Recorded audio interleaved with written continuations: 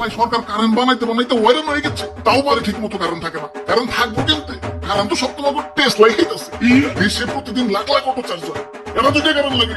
আবার কারেন্ট বিলের কাগজ লিখে রাখছে বন্ধ রাখলে অপ্রয়োজনীয় বাতি, লাভবান হবে দেশও জাতি। আর লেখা পাল্টা বন্ধ না করলে ব্যাটারি চালিত রিক্সা, 2 দিন পর বাংলাদেশ কই রাখে ভিক্ষা।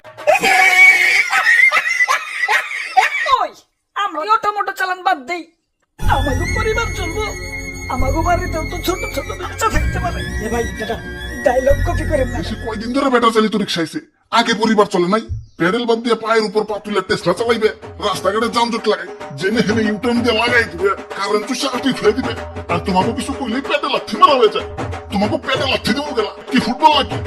ফুটবল তো তোমাকে কিছু প্যাসেঞ্জার আমার বড়িয়ালা খাটাস এন থেকে এনে 1.5 মিনিটের রাস্তা, তাও অটোতে করে যাওয়া লাগে।